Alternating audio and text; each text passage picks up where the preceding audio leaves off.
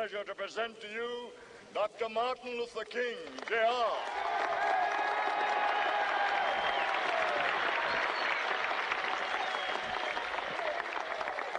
I am happy to join with you today in what will go down in history as the greatest demonstration for freedom in the history of our nation.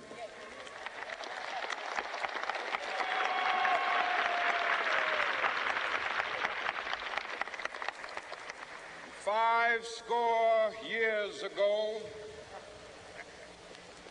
a great American in whose symbolic shadow we stand today signed the Emancipation Proclamation. This momentous decree came as a great beacon light of hope to millions of Negro slaves who had been seared in the flames of withering injustice. It came as a joyous daybreak to end the long night of their captivity. But 100 years later, the Negro still is not free.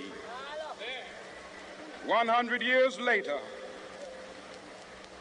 the life of the Negro is still sadly crippled by the manacles of segregation and the chains of discrimination. 100 years later, the Negro lives on a lonely island of poverty. I have a dream that one day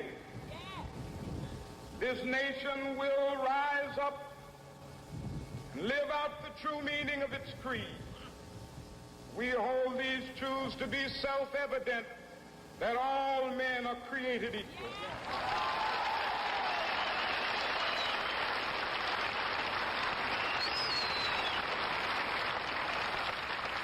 I have a dream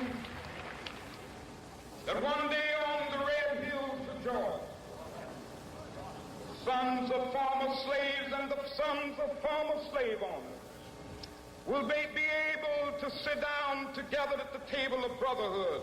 I have a dream that one day,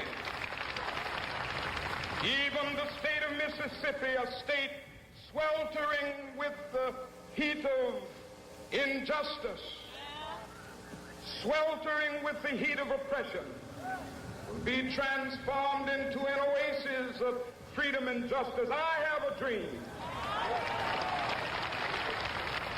My poor little children will one day live in a nation where they will not be judged by the color of their skin, but by the content of their character. I have a dream today.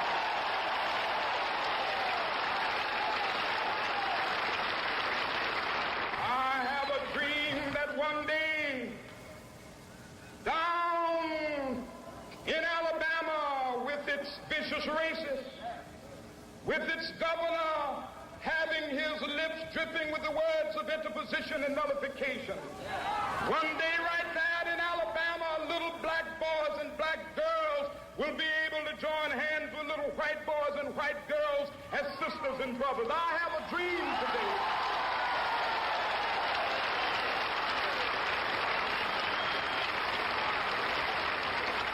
I have a dream that one day every valley shall be exalted, and every hill and mountain shall be made low. The rough places will be made plain, and the crooked places will be made straight, and the glory of the Lord shall be revealed, and all flesh shall see it together. This is our hope. This is the faith that I go back to the South with. With this faith, we will be able to hew out of the mountain of despair a stone of hope. With this faith, we will be able to transform the jangling discords of our nation into a beautiful symphony of brotherhood. With this faith, we will be able to work together, to pray together, to struggle together, to go to jail together, to stand up for freedom together, knowing that we will be free one day.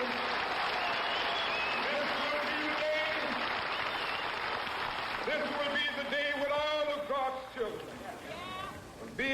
to sing with new meaning, my country, tears of thee. Sweet land of liberty, of thee I sing. Land where my fathers died, land of the pilgrim's pride. From every mountainside, let freedom ring. And if America is to be a great nation, this must become true. And so let freedom ring. From the prodigious hilltops of New Hampshire, let freedom ring. From the mighty mountains of New York, let freedom ring. From the heightening Alleghenies of Pennsylvania, let freedom ring. From the snow-capped Rockies of Colorado, let freedom ring. From the curvaceous slopes of California. But not only that, let freedom ring from Stone Mountain of Georgia. Let freedom ring from Lookout Mountain of Tennessee. Let freedom ring from every hill and molehill of Mississippi, from every mountainside. Let freedom ring, and when it happens, when we allow freedom ring, when we let it ring from every village and every hamlet, from every state and every city, we will be able to speed up that day when all of God's children, black men and white men, Jews and Gentiles, Protestants and Catholics, will be able to join hands and sing in the words of the old Negro spiritual, free at last, thank God.